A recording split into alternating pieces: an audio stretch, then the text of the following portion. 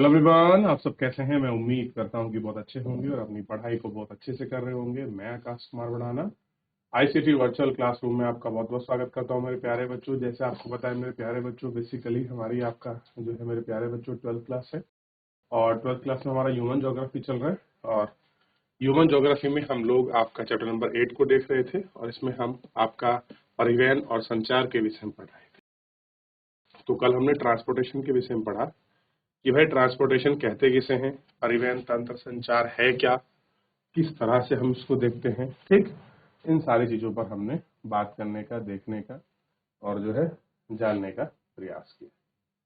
Clear है? ये हमको आपका देखना है और इन पे हमने एक एक करके हमने प्रमुखता से बात की थी। क्लियर है? ध्यान रहेगा इतना आप सभी को। तो कल जो हमने पढ़ा था, सड़क आपका परिवहन किसी विकासशील और विकसित देश में किस प्रकार है और ये किसी देश की अर्थव्यवस्था में या उसके डेवलपमेंट में किस प्रकार से सहायक है या कैसे रोल प्ले करती है, ये हमको देखना चाहिए। और कैसे 18वीं सदी में ट्रांसपोर्टेशन का जन्म हुआ है, इन सब चीजों पर हमने बात देख लें एक बार।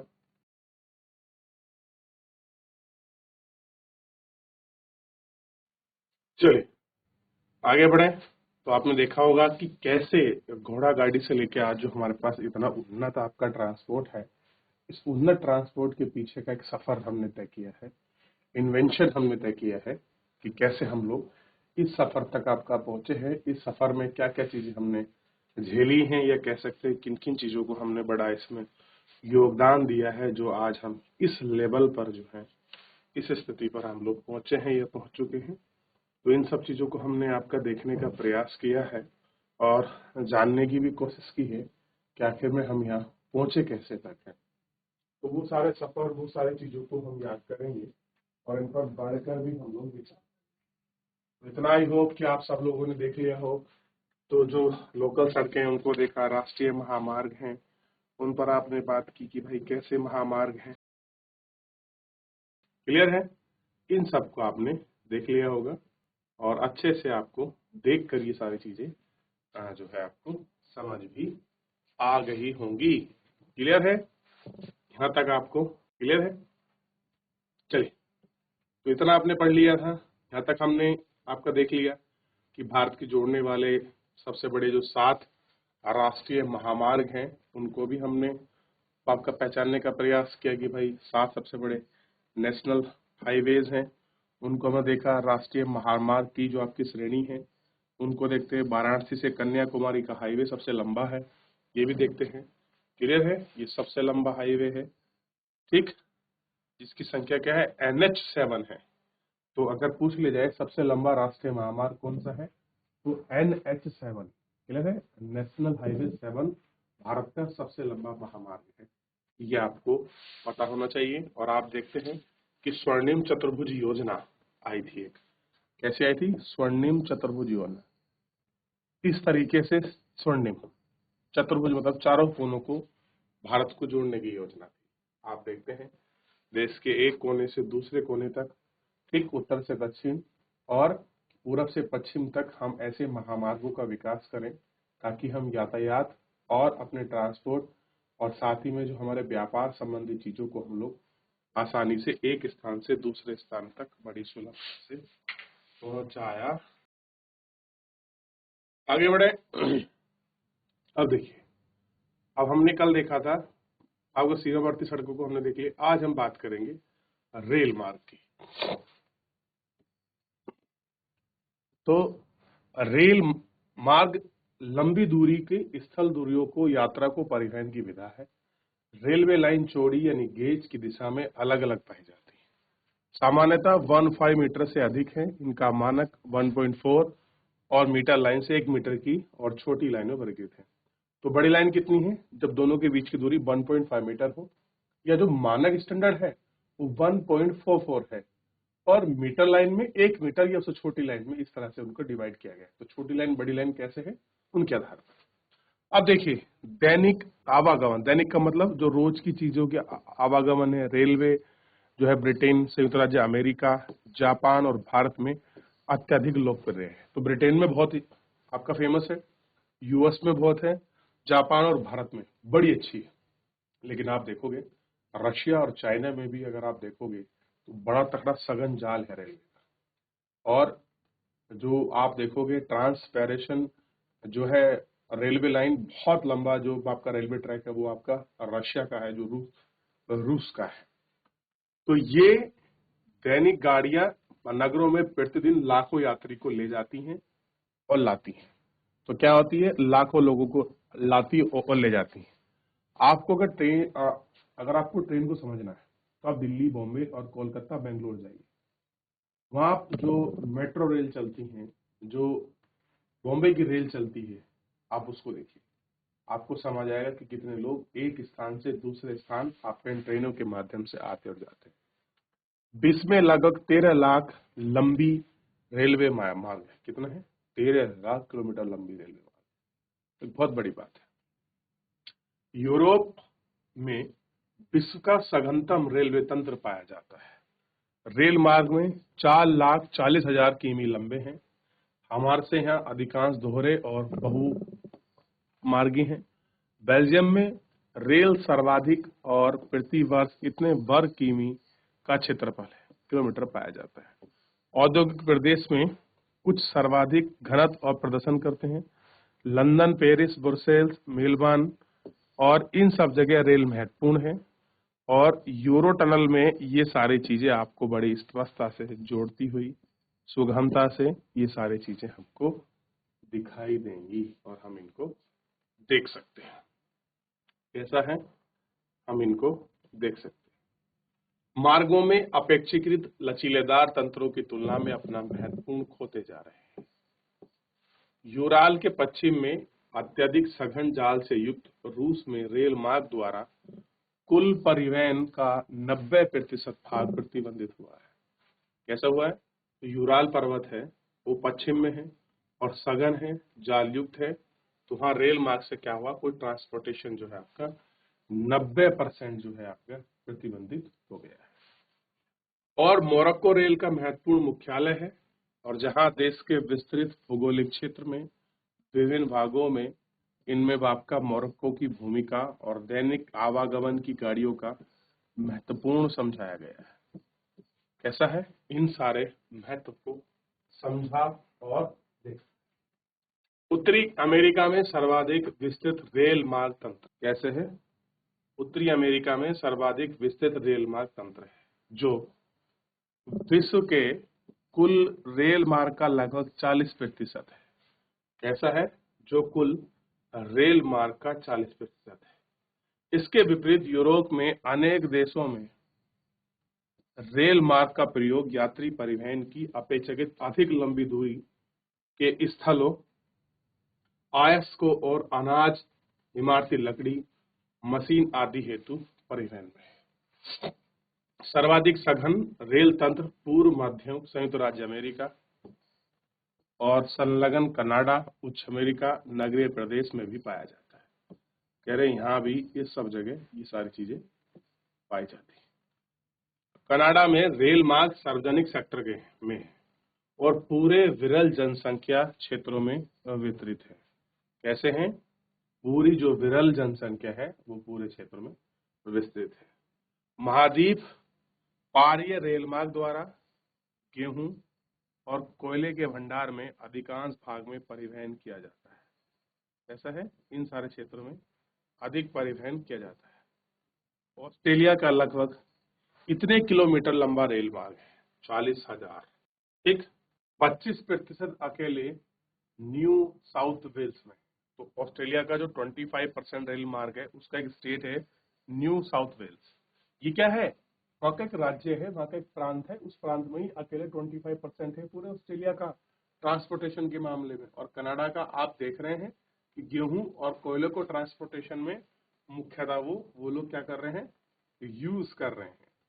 और ध्यान रखिए, पश्चिमी और पूर्वी ऑस्ट्रेलिया राष्ट्रीय रेल मार्ग पर्थ सिडनी एक छोर से दूसरे छोर तक जाती है। न्यूजीलैंड में रेलवे मार्ग मुख्यतः उतनी ही महाद्वीप में पाए जाते हैं जो कृत्रिम क्षेत्र को अपनी सेवा प्रदान करते हैं। दक्षिणी अमेरिका रेल मार्ग दो प्रदेशों में सघन है, नम है अर्जेंटीना के पंपास और ब्राजील के कॉफी दोनों प्रदेशों में अमेरिका के कुल क्षेत्र का 40% भाग पाया जाता है। दक्षिणी अमेरिका में शेष देश में केवल चिली ही एकमात्र देश है जहां महत्वपूर्ण लंबाई रेल मार्ग है, जो तटीय केंद्रों को आंतरिक क्षेत्रों में स्थित स्थलों को जोड़ती है। पेरू, इक्वाडोर, कोलंबिया, वेनेजुला छोटे एकल मार्ग रेलवे लाइन पाई जाती है जो पतनों और आंतरिक क्षेत्रों के साथ जोड़क युक्त के बिना जोड़ते हैं। इन सारे चीजों के साथ चलते हैं। तो जो रेलवे लाइन है वो आपको यहाँ इस पर दिखाई देगी। ये भाई कहाँ कहाँ पर है, कैसे कैसे है और किसकी जगह शुरू हुई। क्लियर है? तो सबसे पहले आप यूरोप की स्थिति को आप देखेंगे, कहाँ कहाँ पर कितनी रेलवे लाइन का मार्ग और विस्तार है। क्लियर है? चलिए आगे बढ़े। अब ये देखिए यूराल में कैसे कैसे डिफरेंसेस बने, कहाँ कहाँ चीजें पलटी हैं और कैसे कैसे ये सारी चीजें हुई। उत्तरी अमेरिका में क्या उसका परसेंटेज है, कितने कितने परसेंट में ये पाया जाता है, कहाँ कहाँ पर कितना रेलवे मार्ग है, चाहे आपका कनाडा हो या ऑस्ट्रेलिया हो, कैसे उसका एक्सपेंशन है, आप इनको देखें। क्लियर है? तो आप ये देख लेंगे, आपको थोड़ा सा क्लियर होगा कि क्या चीजें किस तरह से। क्लियर है? ठीक है, चलिए। यह केवल एक महाद्वीपीय परिय रेल मार्ग है जो एंडीज पर्वतों को पार कर 3,900 मीटर की ऊंचाई पर अवस्थित है। कितना है? 3,900 मीटर, यानी कि लगभग 4 किलोमीटर की ऊंचाई पर। दर्रों से गुजरता हुआ ब्यूनस आयर्स यानी कि अर्जेंटीना में पड़ता है और दक्षिणी अमेरिका कॉन्टिनेंटल का एक देश है ब्यूनस आयर्स को आपका बाले पेरजो से मिलाता है। एशिया में जापान, चीन और भारत के सघन बसे क्षेत्रों में रेल मार्ग का सघनतम पाया जाता है। अन्य देशों की अपेक्षा कम रेल मार्ग बने हैं और विस्तृत स्थलों और विरल जनसंख्या के प्रदेश के कारण ही रेल की सुविधाओं का न्यूनतम विकास हुआ है। कैसा हुआ है? न्यूनतम विकास हुआ है। कारण क्या है? जनसंख्या प्रदेश के कारण। कहीं पर विरल है मरुस्थलों में, जहां पर जनसंख्या कम है तो वहां पर रेल एक्सपेंशन कम है। जहां पर पॉपुलेशन अधिक है वहां रेल एक्सपेंशन को बढ़ाया गया है ताकि ट्रांसपोर्टेशन की सुविधा को उपलब्ध किया जा सके, लोगों तक सुचारू और सस्ता ट्रांसपोर्ट लोगों पर पहुंचे। इसलिए रेलवे ने अपना बड़ा योगदान दिया। आपको पता है सबसे सस्ता ट्रांसपोर्टेशन रेलवे का ही है। इसका है रेलवे का, ये आपको पता क्लियर है? इस माध्यम से हम लोग ठीक। चलिए आगे बढ़े। दूसरा विशालतम महाद्वीप होने के नाते बावजूद अफ्रीका में केवल 40,000 केवी लंबी लाइन है, जहां सोने, हीरे, संदर्भ, खनन, तांबा के क्रियाकलाप में अफ्रीका में 18,000 किमी लंबे रेल मार्ग है। आप देखिए अफ्रीका में कितना है ये रेल मार्ग, ये लंबाई है। वहीं आप देखेंगे अफ्रीका में ये रेल मार्ग है और दक्षिण अफ्रीका में इतना है। तो वहां पर क्रॉसिंग और पेल्टिंग कैसे हैं? अलग अलग है। तो महाद्वीपों के प्रमुख रेल मार्ग जैसे वेनेजुला रेल मार्ग जो अंगोला से कटिंगा प्लेट्यू है और वहां पठार है, वहां क्या निकलता है? हीरा निकलता है। जाम्बेजी में आपके तांबा पेटी कॉपर बेल्ट से होकर गुजरता है और तंजानिया रेल मार्ग में जाम्बिया कॉपर बेल्ट के तट पर स्थित दार ए सलाम तक है। और तीसरा है बोत्सवाना से जिम्बाब्वे होती हुई रेल मार्ग राज्य अवरुद्ध दक्षिण अफ्रीका तंत्र को जोड़ता है। और चौथा है दक्षिण अफ्रीका गणतंत्र से केप टाउन और प्रेटोरिया से ब्लूटेन तक, यानी कि ऐसे बीच में से नीचे तक जाता है और इस तरह से जाता है।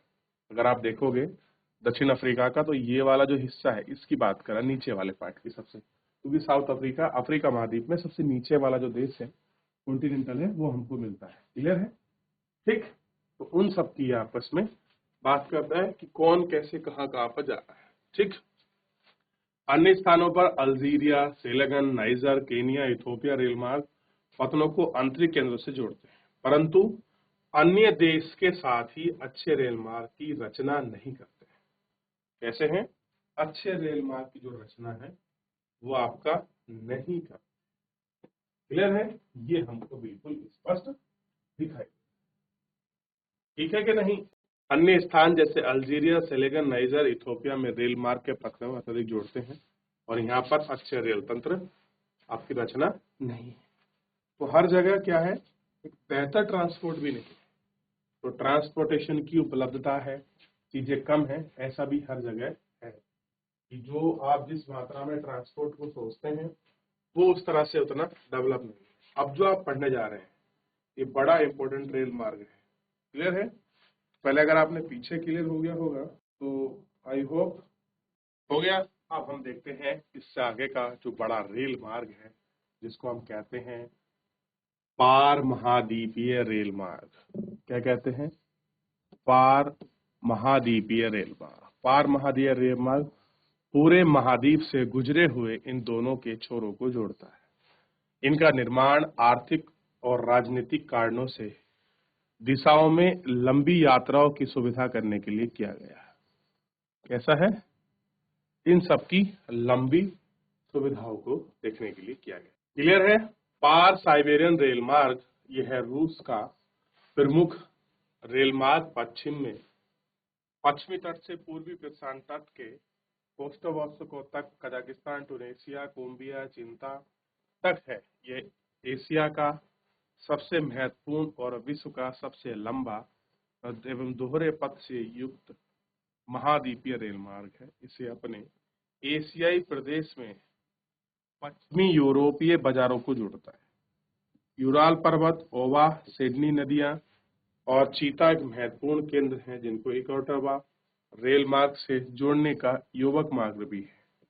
ओडेसा यूक्रेन, केर्सन तट, बालू, ताशकंद उज्बेकिस्तान, उलानबटोर, रंगियान और चीन के बीजिंग की ओर जोड़ता है। तो पार साइबेरियन रेल मार्ग बहुत लंबा है जो आपका वेस्टर्न में सेंट पीटर्सबर्ग से ईस्ट पैसिफिक ओशन के व्लादिवोस्तोक तक जोड़ता है। तो कैसा है ये? एक बहुत लंबा ट्रांस मार्ग है। कैसा है ये? बहुत लंबा ट्रांसपोर्टेशन का मार्ग। क्लियर है? चलिए आगे बढ़ जाएं। पार कैनेडियन रेल मार्ग। यह कैनेडियन रेल मार्ग 7050 किलोमीटर लंबे रेलवे लाइन पूर्व में हैलिफैक्स से आरंभ होकर मॉन्ट्रियल, ओटावा, विनिपेग। कहां से? हैलिफैक्स से प्रारंभ होकर मॉन्ट्रियल, ओटावा, विनिपेग। विनिपेग में गेहूं और मांस की मंडी है बहुत बड़ी, कनाडा में। और कैरिगल से होती हुई पश्चिमी प्रशांत तट के वैंकूवर तक जाती है। इसका निर्माण 1886 में मूल रूप से एक संधि के अंतर्गत पश्चिमी तट पर स्थित ब्रिटिश कोलंबिया राज्य के सघन सम्मिलित होने के उद्देश्य से किया गया था। बाद में वर्षों में क्यूबेक और मॉन्ट्रियल औद्योगिक प्रदेश में प्रेरी गेहूं में मेखला, मेखला मतलब होती बेल्ट या चैन के उत्तरी शंकुबन प्रदेश को जोड़ती है। रेल मार्ग का महत्व और बढ़ गया क्योंकि इन प्रदेशों में एक दूसरे के संपूरक यानी कि साथ जोड़ने के लिए विनिपेग से थारखंडी यानी कि जो आपका थारखंडी मतलब जो आपका सुपीरियर लेक वाला क्षेत्र है उसकी बात कर रहा है।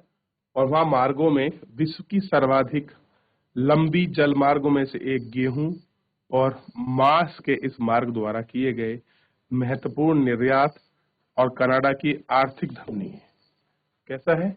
इन सब चीजों की धमनी के रूप में हमने इनको। क्लियर है? चलिए अब आपको ये समझ आए, देख लीजिए।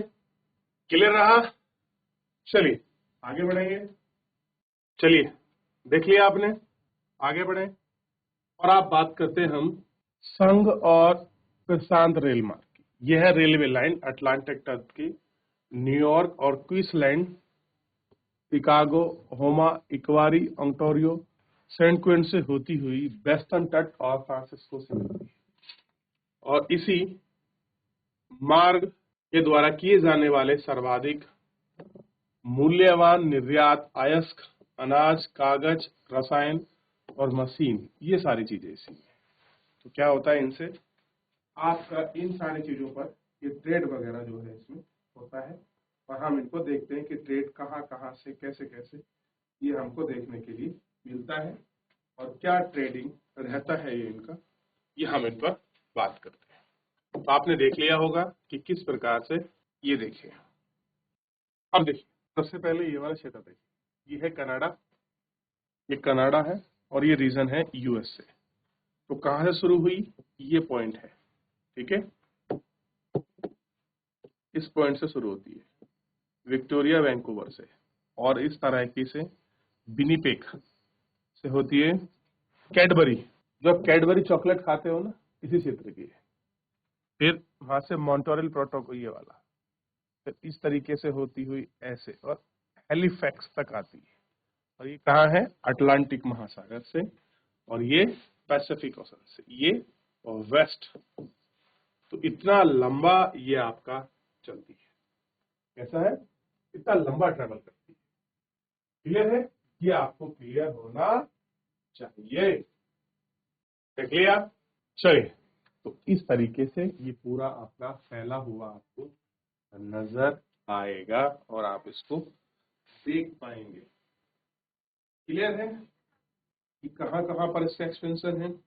चलिए आगे बढ़ रहे हैं। अब बात करते हैं ऑस्ट्रेलियाई पार महाद्वीपीय रेलवे लाइन। यह रेलवे लाइन पश्चिमी तट पर पर्थ मतलब एक जगह है, पर्थ से प्रारंभ होकर आपका कूल गाड़ी यानी कि सोने की खदान और ब्रोकन हिल्स और फोर्ट अगस्ता से होकर पूर्व के तट पर स्थित सिडनी को मिलाने जाने वाली महाद्वीप के दक्षिणी भाग पर आकर पश्चिमी पूर्व की ओर की जाती है। ये इस तरीके से बहती है। एक अन्य उत्तर दक्षिण रेलवे लाइन एलएडी और एलिस स्प्रिंग को जोड़ता है। इसे डार्विन बिंदु लाइन भी कहा जाता है। क्या कहते हैं इसको, डार्विन बिरमुद मुर्दुम कहते हैं। तो कहां से शुरू होती है, पर्थ, जो ऑस्ट्रेलिया, अभी हम देखेंगे अगर आपको पर्थ दिखाई दे और कोल गाड़ी वाला रीजन आपको दिखाई दे, हाँ ये देखिए कहां शुरू हो रहा है, ये पर्थ से कोल गाड़ी फॉरेस्ट यानी पोस्ट अगस्ता और पीटर, ये ब्रोकन हिल्स है, ठीक, रोटो फोकस और सिडनी से एल्बरी और ये आपका मेलबोर्न। तो ये एक कोने दूसरे कोने बहुत लंबे, और ये आपका मरुस्थल वाले क्षेत्र की, और ये आपका क्षेत्र कैसा है, ये आपका तराई का क्षेत्र है। क्लियर है। और यहाँ ही एक क्या देखने को मिलता है, कोरल रीफ देखने को मिलता है, बहुत बड़ा कोरल है। तो ये वो क्षेत्र था जो हमने देखा। क्लियर है। तो इतना रीजन हमने देख लिया, पढ़ लिया। तो फिलहाल मेरे प्यारे बच्चों, आज के इस लेक्चर में इतना ही करेंगे, मिलेंगे नेक्स्ट लेक्चर में। तब तक अपना ध्यान रखिए, स्वस्थ रहिए, अपनी पढ़ाई को अच्छे से करते रहिए। मुझसे जुड़ने के लिए बहुत बहुत